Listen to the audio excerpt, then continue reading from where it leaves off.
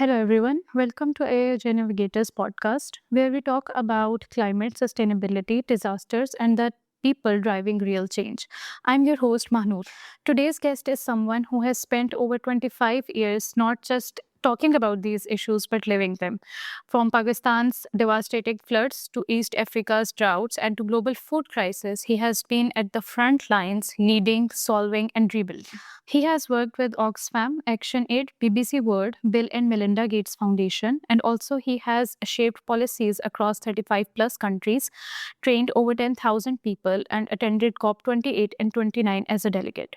Also, he's a songwriter, so yeah, he really does it all. So please welcome to our podcast, Mr. Aftab Alam Khan. Assalamu alaikum, sir. Welcome to our podcast. It's a great pleasure to have you with us today. So, sir, कैसे हैं आप? Walaikum assalam. Thank you very much. It's a pleasure to be here with all of you Thank at you. AIGO. Thank you, sir. Sir, so starting from your journey, as we know कि आपने जो है वो across 35 countries काम किया है, अपना career build किया है around climate, food security and policy. So हम आपसे जानना चाहते हैं कि how that journey begins और क्या ऐसी एक inspiration थी that keeps you moving forward. Good. I'm pleased to talk about my journey. My professional journey started as a daily paid labor, which literally translates into Dihadidar Mazdoor. And this, I started working literally Dihadi of around 80 rupees or 85 rupees per day with one of the largest national research institute of Pakistan, which is National Agriculture Research Center, and where I conducted research. And then gradually I moved up, um, but I suddenly lost my job. And that was because of Pakistan's atomic testing, nuclear test, and then the sanctions hit Pakistan, and like many other people, I lost my job. And I believe that is my personal sacrifice for one of my sacrifices for the nation. But then I moved to an international organization, ActionAid International, where I started working as intern. And that was a part of my journey where I was really exposed to the field level for the earlier research at NARC was more national research, socioeconomic research, which was fantastic. But here I had the opportunity to go and work in the field and to learn from the women and men, youth, community members. And I had the opportunity to build food rights, agriculture program for ActionAid in Pakistan. And within few years, from a daily paid labor, I was in the corridors of the World Trade Organization in Geneva. And I was advising ministers in Pakistan, federal secretaries, and all senior bureaucrats, particularly how should we strategize to safeguard the interest of women, men of Pakistan in the World Trade Organization. So it continued. And then I was lucky to orchestrate my experience into a scholarship opportunity, which I got with Shibning Scholarship. And I went to UK to study another master's. From there, I then started working with the international development sector of ActionAid. So whatever I was doing in Pakistan, then I started working for over 35 countries. And I started advising G77, which is the biggest, largest group of the UN, and the senior government officials of Indonesia, South Africa, and so on and so forth. So that's how the journey began or continued. And now, as an international consultant, I try to bring all these experiences into latest knowledge.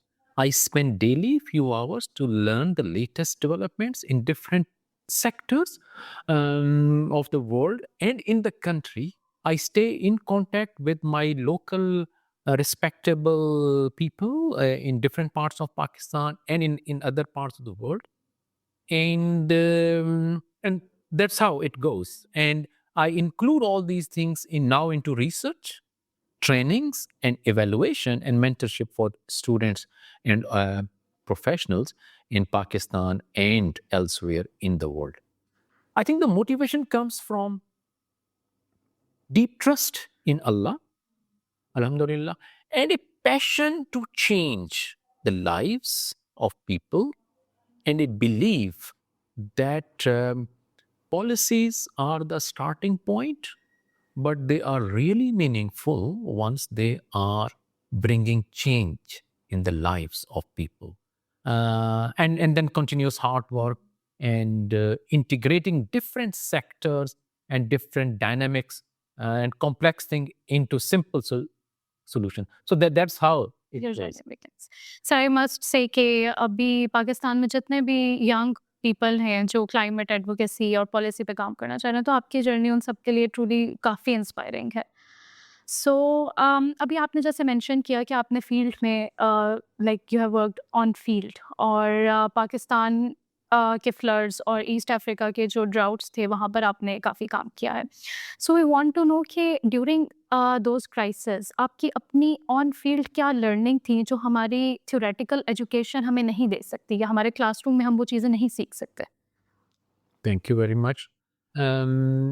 दो चीज़ें मैं highlight करना चाहूँगा। एक तो ये कि adaptation और the preparedness is far, far important than the response. As it is said, that response is a tragedy, but adaptation is a strategy.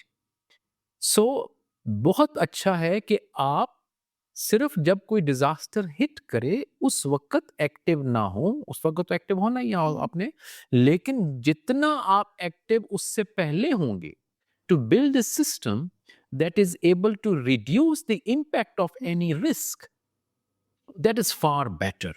For example अगर आप देखें कि अगर एक गांव की प्रिपेयर्डनेस आपने डेवलप करनी है अगेंस्ट फ्लड्स, तो उस प्रिपेयर्डनेस की जो कॉस्ट है वो फ्रैक्शंस भी नहीं होगी जो अगर डिजास्टर के बाद हमने वहां पैसे लगाने हैं, जिसमें इवैक्यूएशन है, जिसमें रीबिल्डिंग है और losses of people's lives and property जो इररिपेयरेबल होते हैं फॉर डेकेड्स।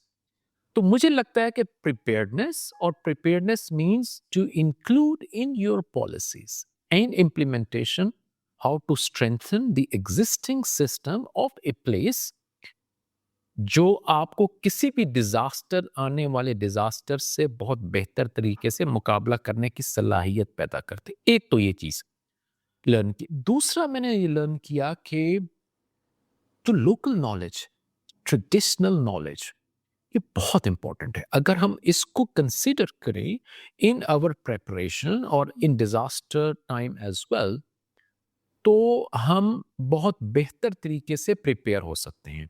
डिजास्टर टाइम पे इसलिए मुश्किल हो जाता है कि you have no option, every second is important. आपके पास कंसल्टेशन का टाइम कम है, आपके पास response, because peoples lives matter for each and every second.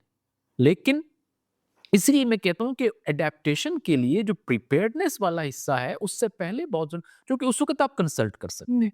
तो आई बिलीव जो ट्रेडिशनल नॉलेज है, its integration with new scientific developments, इन दोनों को इंटीग्रेट करके अगर हम वक्त से पहले तैयारी करेंगे और अपने लोकल नॉलेज को रिस्पेक्ट देंगे, and this local knowledge does not mean anybody's knowledge. It means all important segments. Women's knowledge may be different or perhaps much more valued than men's. Girls, boys, disabled, transgenders, all the communities and particularly the disadvantaged communities, उनको involve करके अगर आप एक strategy बनाएंगे तो वो बहुत बेहतर आपको तैयार करेगी। सो बेसिकली इंक्लूसिव एनवायरनमेंट एक बहुत इंपॉर्टेंट है रेजिलियंस क्रिएट करने के लिए। सो सर आपने मेंशन किया कि आप जो हैं वो सीनियर गवर्नमेंट ऑफिसर्स को ट्रेनिंग देते हैं फॉर पॉलिसी मेकिंग, जिसके साथ आप इंटीग्रेट करते हैं जेंडर को, एग्रीकल्चर को और इमर्जिंग टूल्स को। सो आपके लिहाज से कौन से इस तरह की इनोवेटिव टूल्स हैं या अप्रोचेस हैं जो हम लोग रियल टाइम क्लाइमेट अडेप्टेशन में अभी अंडर यूज़ कर रहे हैं या उसको इतनी इम्पोर्टेंस नहीं दी जा रही? मुझे लगता है कि एक बेसिक पॉइंट है जिसकी वजह से हम बहुत इम्प्रूव कर सकते हैं अपना, अगर हम क्लाइमेट चेंज की बात करें, वो है understanding that policies are the starting point, they are not the end point. हम अगर पॉलिसी बना लें, बनाने के बाद बैठ जाना इज़ नॉट एनफ। उसके बाद उसकी इम्प्लीमेंटेशन, बल्कि पॉलिसी ऐसी होनी चाहिए कि उसमें इम्प्लीमेंटेशन फ्रेमवर्क एम्बेड, हुँ। ताकि इम्प्लीमेंटेशन के लिए अलग से पॉलिसी ना बनानी पड़े, because everything has a cost. तो अगर हम पॉलिसी इम्प्लीमेंटेशन यही चीज़ें बनाते रहेंगे तो हम एक्शन कब करेंगे? लिहाजा हमारी जो पॉलिसीज़ होती हैं उनमें इम्प्लीमेंटेशन स्ट्रेटजी एम्बेड होने चाहिए। 5 साल के बाद, 3 साल के बाद तो वैसे ही पॉलिसी चेंज करनी पड़ जाती है। तो अगर आपको 5 साल में वो इम्प्लीमेंट ही नहीं हुए, तो आई थिंक जो मेन चीज़ है वो मैं ये समझता हूँ, अब उसमें बहुत सी इनोवेशन आप ला सकते हैं कि किस तरीके से किया जा सके। एक इनोवेशन तो यही हो सकता है कि जो आप पॉलिसी बनाएँ, आप देखें कि उसमें इम्प्लीमेंटेशन पॉसिबिलिटी कितनी है। तो मुझे लगता है, मैं ये कहूँगा कि अगर एक चीज़ आप मुझसे पूछें, तो ये पॉलिसी इम्प्लीमेंटेशन एम्बेड करना, ये मुझे लगता है बहुत ज़्यादा ज़रूरी है, जिसकी वजह से हम बहुत बेहतर कर सकते हैं। Pakistan has done great in the last 10 years in terms of climate change. हमने बहुत अच्छी पॉलिसीज़ बनाई हैं, लेकिन उन पे इम्प्लीमेंटेशन कितना हुआ, ये इस पे थोड़ा क्वेश्चन मार्क है, और इसमें बहुत ज़्यादा इम्प्रूवमेंट की गुंजाइश है, और इसके लिए हमें इनोवेटिव आइडियाज़ लाने पड़ेंगे कि why things are not implemented. हम ये समझते हैं जनरली, क्योंकि मैं बहुत से साथियों के साथ, और बहुत अच्छा काम भी हो रहा हुँ। है, बहुत अच्छे भी काम करने वाले हैं। नॉर्मली हम ये समझते हैं कि मैंने पॉलिसी बना ली, अब मेरा काम खत्म हो गया, अब मैं अगली पॉलिसी पे काम शुरू कर दूंगा।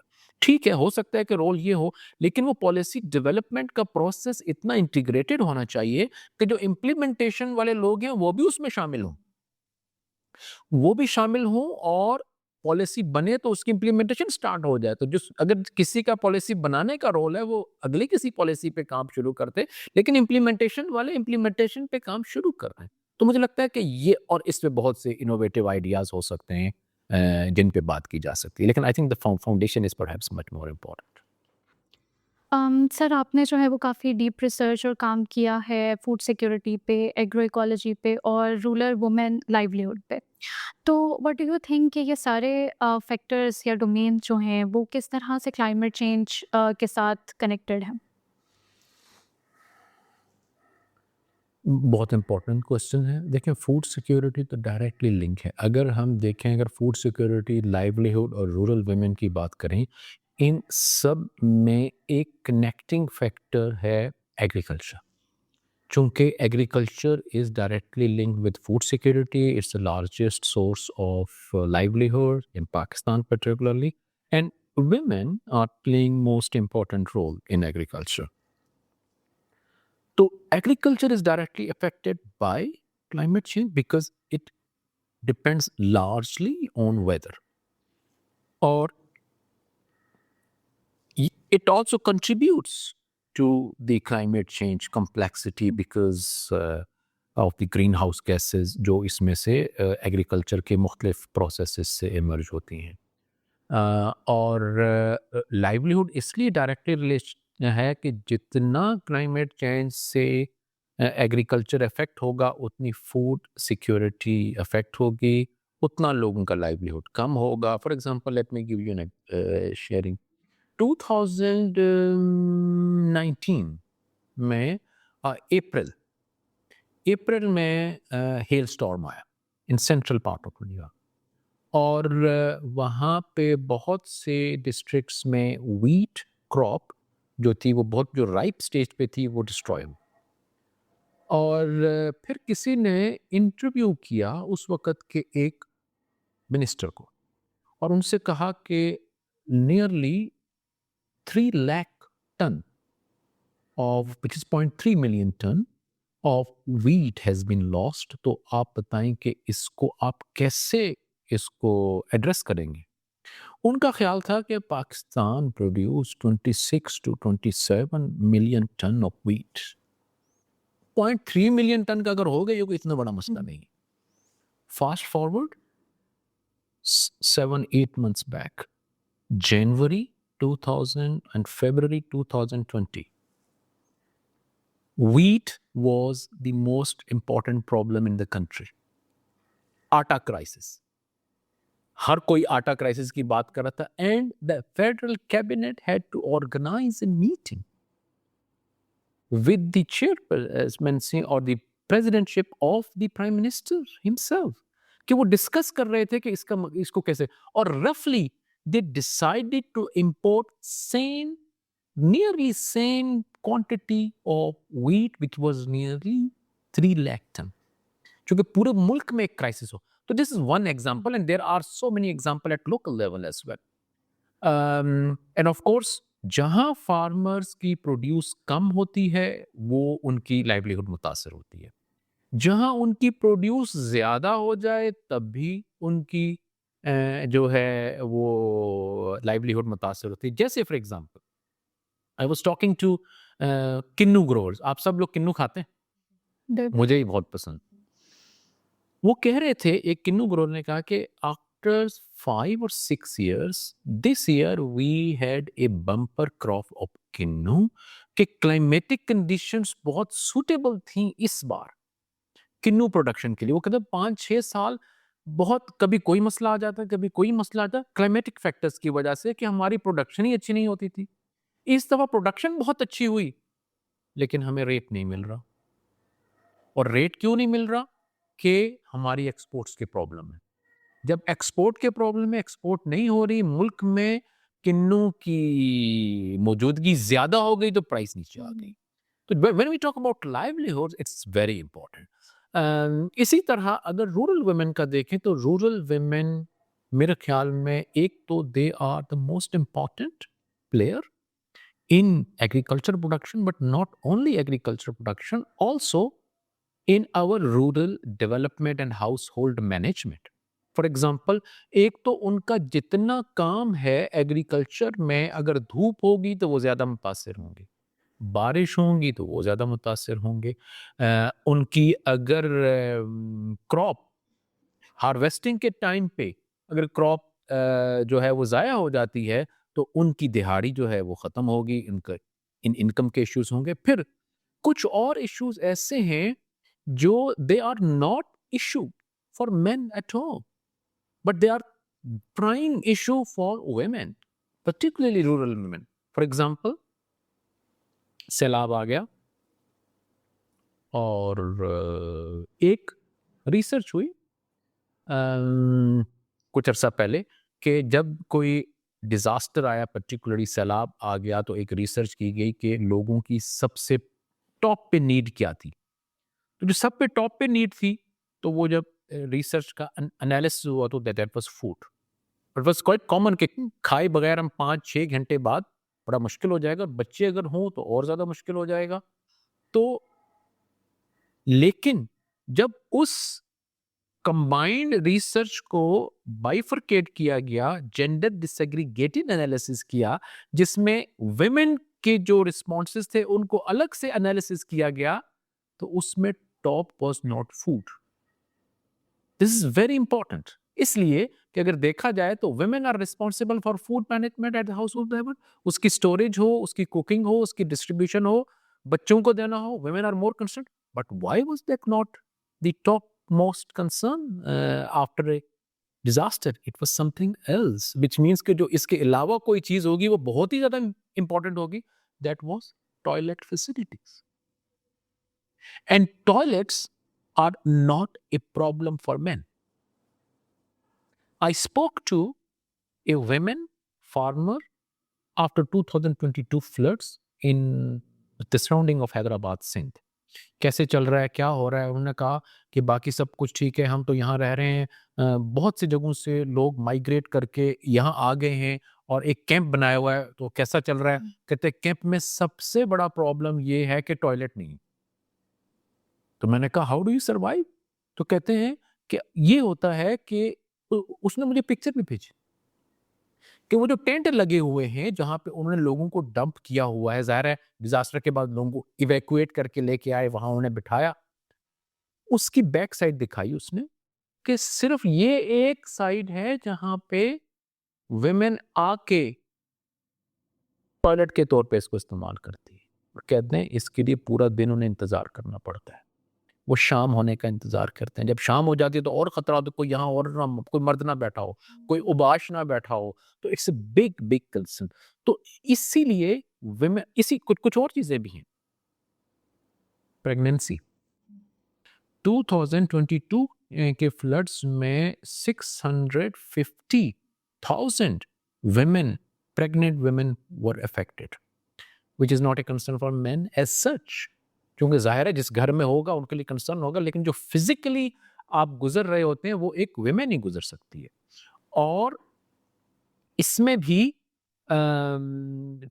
Time is important. बाकी बीमारियों में शायद आप वेट कर ले, इसमें टाइम इज द एसेंस। और मैंने इंटरव्यू किया वहां पे दादू में खवातीन को, और उन्होंने बताया कि हमें हमारी जान खतरे में थी और हम पे खर्चा भी ज्यादा आया। और खर्चा कैसे ज्यादा आया? कहते हैं पहले हम लोकल हॉस्पिटल में जाते थे, अब लोकल हॉस्पिटल फ्लड में तबाह हो गए। Now we had to go to the far off area, और रास्ते बंद थे क्योंकि roads were under water. We had to arrange a boat. Cost ज्यादा आई, हमने उस कॉस्ट के लिए कर्ज लिया, उधार लिया, टाइम ज्यादा लगा, 2 जिंदगियां खतरे में थी, लेकिन हम वापस आए। वो अल्लाह का शुक्र है सक्सेसफुली डिलीवरी हो गई, लेकिन now we are under debt 150,000 rupees which is mounting every day. क्योंकि वहां कोई, उन्होंने जो कर्ज लिया वो कोई बैंक से नहीं लिया, उन्होंने कर्ज लिया local money lenders who charge hefty amount of interest per day। और वो कहते हैं वो एवरीडे माउंट होते जा रहे हैं, हमारे पास रिसोर्सेज नहीं है फिर।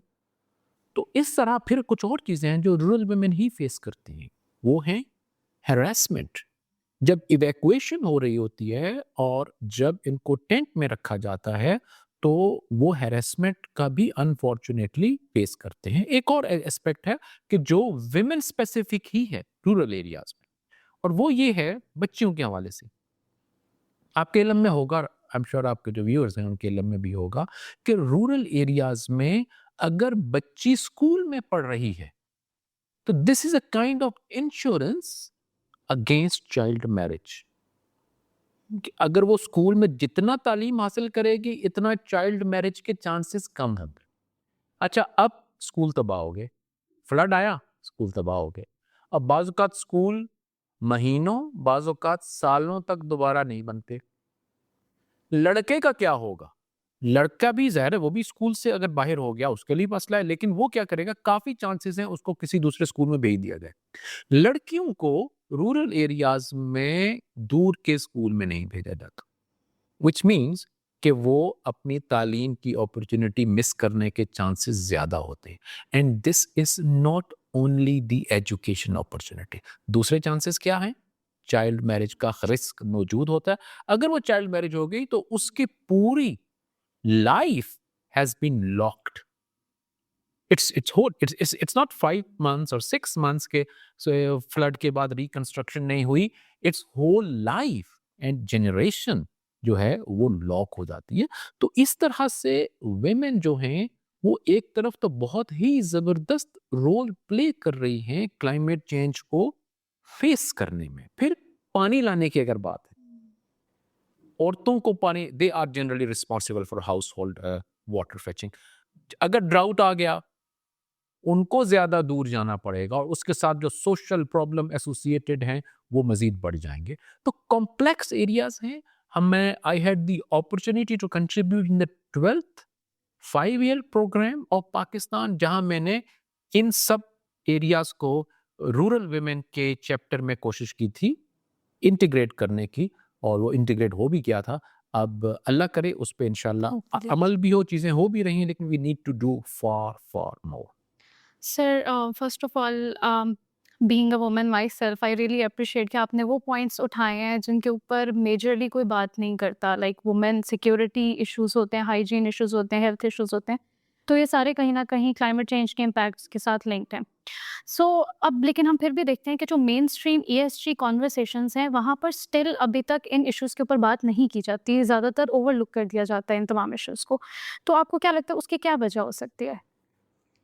देखिए, ESG is a newer concept. Environmental, social and governance जो है, वो हमारे यहाँ एक न्यूअर कॉन्सेप्ट है। इस पे काफ़ी बहुत सी organisation now in the last 2-3 year बहुत अच्छे काम कर रहे हैं, बहुत ज़बरदस्त काम कर रहे हैं।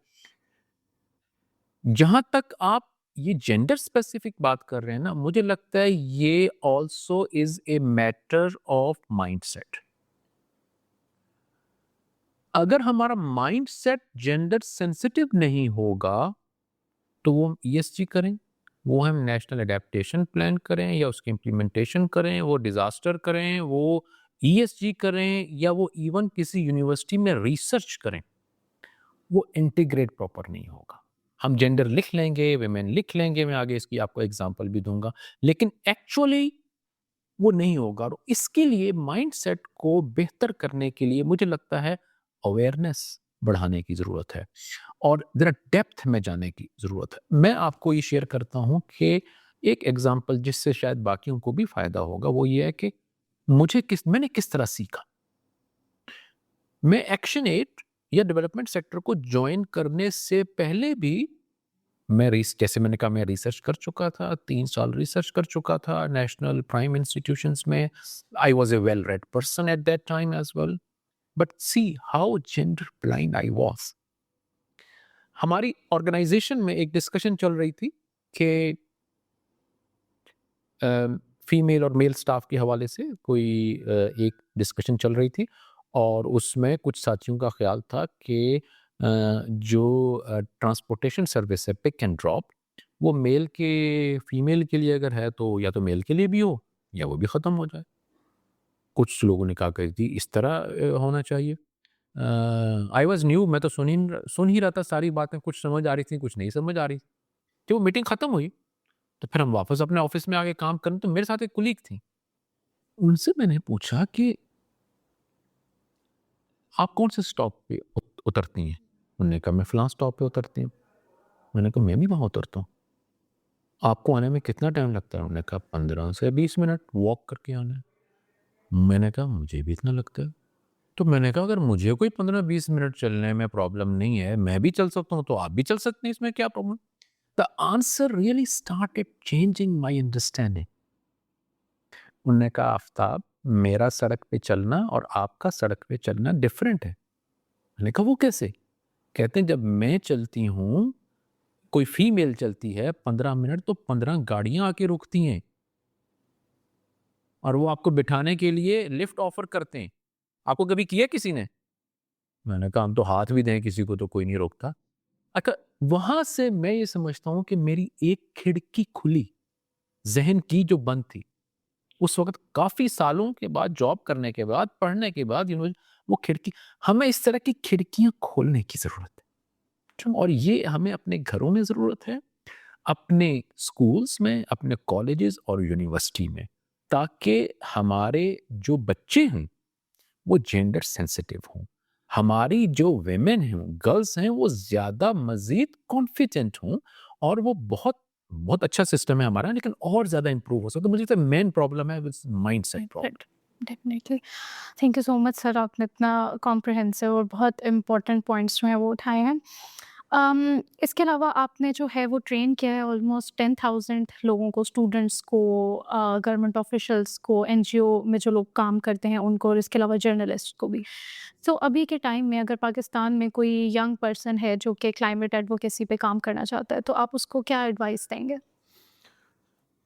Another very good question. एक एडवाइस तो ये होगी कि जो अगर वो मेरा पॉडकास्ट सुन रहे हैं, अगर उन्होंने अभी स्टार्ट किया तो वो ज़रा शुरू से सुन लें, तो और ज़्यादा बेनिफिट होगा कि कोशिश करें, स्ट्रगल करें, शॉर्टकट बाज़ औक़ात मिल जाते हैं लेकिन ज़्यादातर नहीं होते।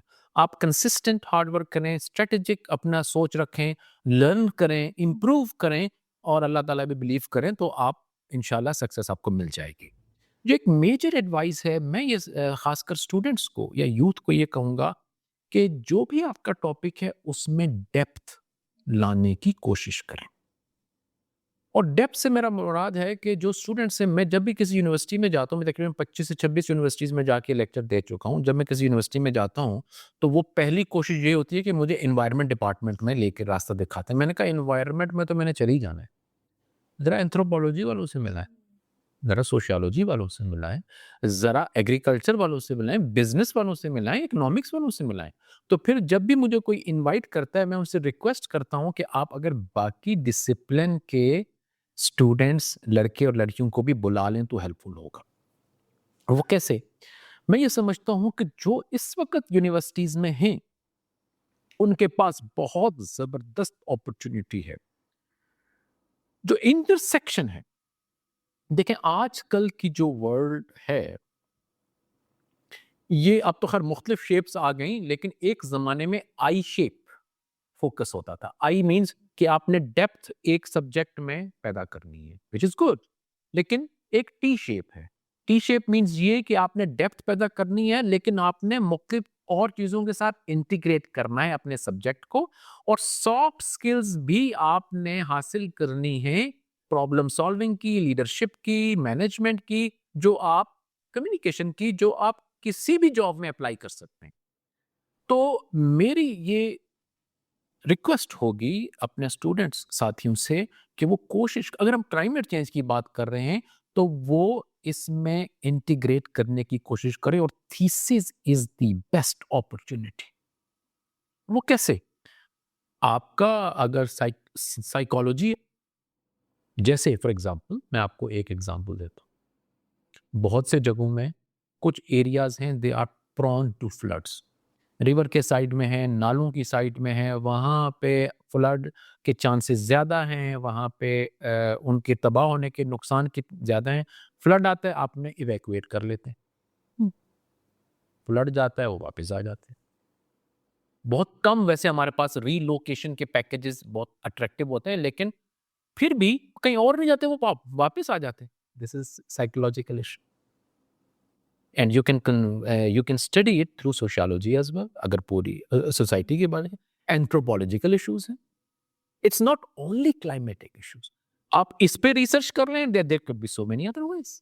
और मैं ऑफर करता हूं और आपके पॉडकास्ट के जरिए तमाम स्टूडेंट्स को है, और मैं पाकिस्तान में, पाकिस्तान से बाहर बहुत से स्टूडेंट्स को, ग्रीस हो या यूके हो, अफ्रीका हो, बहुत से स्टूडेंट्स को हेल्प कर चुका हूँ। अगर आपका इंटरेस्ट है तो आप रब्ता करें, मेरी पूरी कोशिश होगी उसमें। तो एक तो यह है कि इंटीग्रेट करें, और इसका बहुत फायदा है, मुल्क को फ़ायदा है, कम्युनिटी को फ़ायदा है, लेकिन सबसे ज़्यादा फ़ायदा स्टूडेंट को खुद है।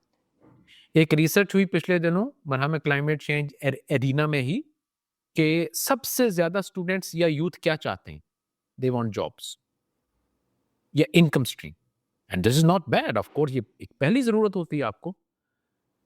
मेरी ऑब्जर्वेशन ये है कि जिन स्टूडेंट्स ने क्लाइमेट चेंज को इंटीग्रेट किया है, they have far better opportunity for jobs, not only in Pakistan but worldwide.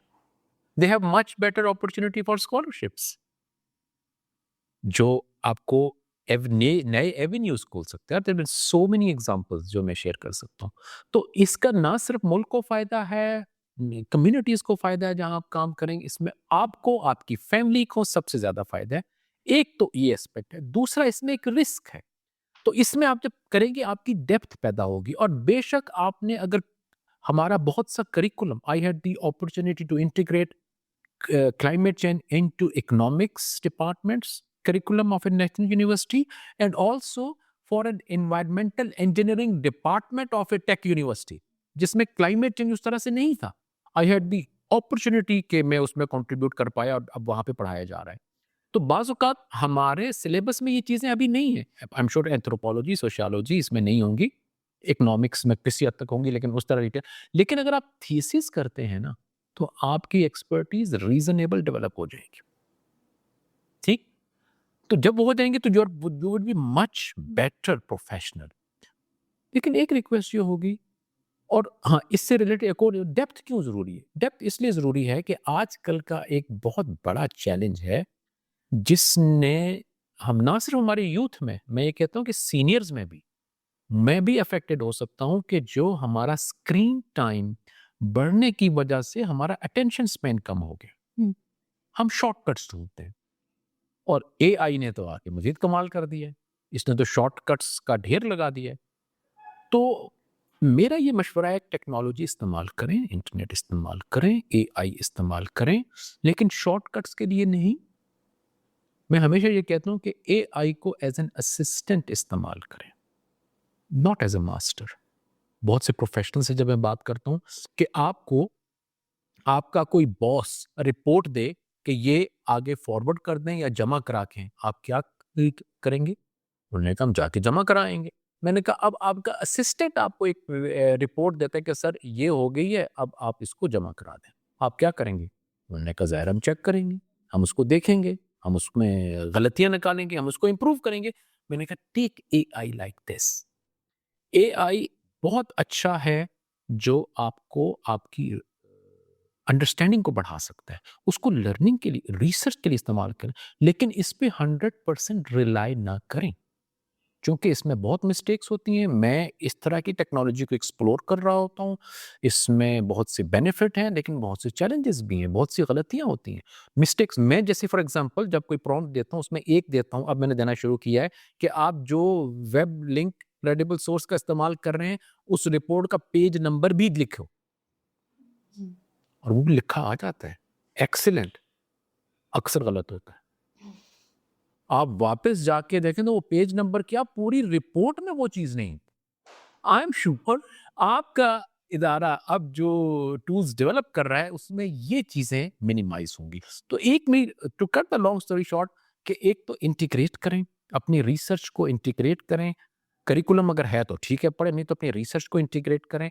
फिर जो अपनी डेप्थ लाने की कोशिश करें, लर्न करने को, सोर्स पे जाने की कोशिश करें। रिसर्च आपको हेल्प करेगा एआई के थ्रू या अदरवाइज, कि इसका सोर्स क्या है। सोर्स पे जाएं, सोर्स पे लर्न करें, उससे आपकी डेप्थ पैदा हो। जितना आप डेप्थ होगी, उतना आपके लिए ज़्यादा पॉसिबिलिटीज़ होंगी। डेफ़िनेटली सर, रिसर्च जो है वो काफ़ी इम्पोर्टेंट है टू अंडरस्टैंड एंड लर्न, और उसी के थ्रू जो है वो स्टूडेंट्स या अभी यूथ जो है वो पाकिस्तान की, वो आगे इसी तरह से ग्रो कर सकती है। So thank you so much sir. अब हम लोग बात करते हैं, क्योंकि आपने और भी एनजीओ के वर्कर्स को और जर्नलिस्ट को भी ट्रेन किया है, तो एक सीनियर प्रोफेशनल के लिए आप क्या एडवाइस देंगे? जी, ये एक तो मैं ये कहना चाहूँगा, जिस तरह पाकिस्तान में यूथ की बहुत ज़्यादा एनर्जी है और ज़बरदस्त काम कर रहे हैं, लेकिन चूँकि आपने पूछ लिया कि क्या एडवाइस है, तो मैंने शेयर कर दिया। इसी तरह पाकिस्तान की जो सीनियर प्रोफेशनल्स हैं, वो भी बहुत ज़बरदस्त काम कर रहे हैं। अगर आप कहें कि कहाँ और बेहतरी की जा सकती है, मुझे लगता है कि 1 या 2 पॉइंट बहुत मज़ीद चीज़ों को इम्प्रूव कर सकती हैं। एक तो मुझे लगता है कि कोलैबोरेशन, माइंडसेट ऑफ कोलैबोरेशन। हमारे जो मुख्तलिफ डिपार्टमेंट्स हैं, उनका स्ट्रक्चर इस तरह से है कि समहाउ वो साइलोज़ में काम कर रहे होते हैं। लेकिन अगर वो साइलोज़ को ब्रेक करके कोलैबोरेशन के साथ करेंगे, तो मुझे लगता है बहुत अच्छा हो जाएगा। जैसे मैं आपको एक एग्ज़ाम्पल दूँ डिज़ास्टर क्लाइमेट चेंज के हवाले से। मैं एक दफ़ा ट्रेनिंग करवा रहा था, जिसमें पाकिस्तान के मुख्तलिफ हिस्सों से डिप्टी कमिश्नर्स और असिस्टेंट कमिश्नर्स मौजूद थे। उन्होंने, और ये डिज़ास्टर और क्लाइमेट चेंज के हवाले से ट्रेनिंग थी। उन्होंने कहा कि हम लोग, व्हिच मीन्स असिस्टेंट कमिश्नर और डिस्ट्रिक्ट मैनेजमेंट के लोग हैं, हम लोग हैव फर्स्ट रिस्पोंडेंट हैं। जब भी कोई डिज़ास्टर आता है, सबसे पहले हमें अपनी टीम को लेके उसका सामना करना पड़ता है। लेकिन वो कहते हैं कि मैनी अ टाइम्स जब हमारे पास इंस्ट्रक्शंस आती हैं कि आपने ये चीज़ें करनी है, उसमें बहुत सी चीज़ें हमारे एक्सपीरियंस के मुताबिक वर्केबल ही नहीं होती। लेकिन इंस्ट्रक्शन आ जाती हैं। तो उन्होंने मुझसे कहा कि हमारी रिक्वेस्ट है आपसे कि आपका जब किसी सीनियर से मुलाकात हो हमारे, तो उनसे रिक्वेस्ट करें कि वो जो पॉलिसी बनाते हैं, हमारी उसमें इनपुट ले लिया करें। तो देखें, ये इनपुट लेना, कोलैबोरेशन करना बहुत ज़रूरी है। एक तो ये मेरी रिक्वेस्ट होगी कि वो अपने डिपार्टमेंट्स हों, फेलो डिपार्टमेंट्स हों, दूसरी मिनिस्ट्रीज हों, दूसरे सेक्टर्स हों, होता भी है, लेकिन इसको बहुत ज़्यादा बढ़ाने की ज़रूरत है। एक तो मुझे लगता है कोलैबोरेशन बहुत मैजिक चेंजेस लेके आ सकती है हमारे यहाँ। दूसरा एस्पेक्ट जो है, वो है ओपननेस टू लर्न। नई-नई चीज़ें लर्न करना, उनसे फ़ायदा उठाना, ओपननेस कि अगर मेरे पास आके कोई यूथ या कोई दूसरे ऑफ़िस वाला को बात करता है मेरे ही सब्जेक्ट का, हो सकता है मैं उसका कोई सीनियर ऑफ़िसर हूँ, तो मैं उसको ज़रा सुन लूँ, देखूँ हो सकता है ठीक कह रहा हूँ या उसको क्वेश्चन करूँ, आउटराइटली रिजेक्ट नहीं करना चाहिए। जैसे मैंने कहा बहुत ज़बरदस्त काम कर रहे हैं, लेकिन कई जगहों पे अगर ये मज़ीद इम्प्रूव हो जाए, ओपननेस टू लर्न, जैसे अभी एक रिसेंटली एक सर्वे हुआ पाकिस्तान में, जिसमें था कि जो 50 ईयर से अबव लोग हैं, उनका एआई का यूज़ तकरीबन 8%। तो ये भी एक साइन शो करता है, फ़ोन हर किसी के पास और बहुत से प्रोफेशनल्स यूज़ कर रहे हैं। लेकिन ये रिसर्च ये बताती है कि एआई का यूज़ 8% है अबव 50 जो लोग हैं। तो जैसे मैंने कहा एआई के अपने चैलेंजेस भी हो सकते हैं अगर आप इसको कैविएट्स के साथ, एहतियात के साथ इस्तेमाल नहीं करते और पर्पस क्लियर ना हो कि आपने इससे लर्न करना है, सीखना है, चेक करना है, वेरीफाई करना है, अपनी स्ट्रेंथ अंडरस्टैंडिंग को बढ़ाना है, फिर देखना है कि आपका जो भी शोबा है उसको कैसे अप्लाई कर सकते हैं। तो मुझे लगता है कि ये जो ओपननेस टू लर्न ये मुझे लगता है और ज़्यादा हमें ज़बरदस्त कर सकता सर मतलब हम लोग कह सकते हैं ना कि लाइक कम्युनिटी में सब लोग जो हैं बेशक यूथ है या सीनियर प्रोफेशनल्स हैं, ये एज अ स्टेक होल्डर हैं, तो हमें तमाम स्टेक होल्डर्स को है। इन्वॉल्व हाँ, जरूर। बहुत अच्छी बात की आपने कि स्टेक होल्डर्स को मिल के अगर हम पॉलिसीज़ बनाएँगे, इम्प्लीमेंटेशन करेंगे तो और ज़्यादा बेहतरी आ सकती sir thank you so much. इसको keeping it a little lighter, हमारा एक नेक्स्ट सेगमेंट है थोड़ा रैपिड फायर राउंड, उसमें बहुत शॉर्ट स्टेटमेंट्स हम आपको देंगे, ठीक है, और उसमें आपको उन स्टेटमेंट्स के बाद आपके जहन में जो फर्स्ट वर्ड आएगा ना, आपने उसमें रिस्पॉन्स करना है। है। अच्छा, ठीक है। It will be a little rapid. अच्छा, ठीक है। तो सर रेडी हैं? Okay, so climate change in one word. Opportunity. Biggest barrier to climate action: money, politics, or lack of awareness? I think mindset. Mindset. Okay. One SDG which is failing the most. I think we are doing great, but I think we need to do much more in SDG 5, which is about gender equality. If you could fix one thing about global climate policy overnight, what would it be? I think finance, global finance for climate change in the form of grants, not loans, not other things, but grants. I think that would be very key. And lastly, sir, we know that you're also a songwriter. So, if you wrote a song about climate change right now, what would you call it? Rise or demise. Okay. Because अगर आपने इसको सही तरह से समझ लिया, आपने इसको मेरी रेज़िलिएंट फ्यूचर इंटरनेशनल जो मेरी ऑर्गेनाइज़ेशन है, उसका एक स्लोगन है, लेट्स थ्राइव इन एडversiटीज़। अगर आपने समझ लिया तो आप राइज़ कर जाएँगे, अगर समझ ना सके, अपने आप को तैयार नहीं किया तो ये डिमाइज़ हो सकता है। Sir I must say it's very unique and impressive, and I hope आप किसी दिन ये लिखें और फिर हम जो है इंशाल्लाह, इंशाल्लाह, इंशाल्लाह। Thank you so much sir, this has been a truly inspiring conversation, और वी रियली होप कि आप इसी तरह आगे भी जो है वो इतना अच्छा जो है वो काम करते रहें, और आप हम सब के लिए जो है आपकी स्टोरी जो है, आपकी जर्नी जो है वो बहुत इंस्पायरिंग है। Thank you so much for thank you coming. Very much. मुझे भी बहुत अच्छा लगा एआईजीओ में आके, आप लोगों की ज़बरदस्त टीम से मिलके, और इंशाल्लाह हम आगे भी कोशिश करते रहेंगे और मिलके कोशिश करेंगे। बहुत शुक्रिया for the Inshallah. Thank you so much. To our listeners, if this episode moved you, share it. That's how the conversation grows. Until next time, stay connected. Allah Hafiz.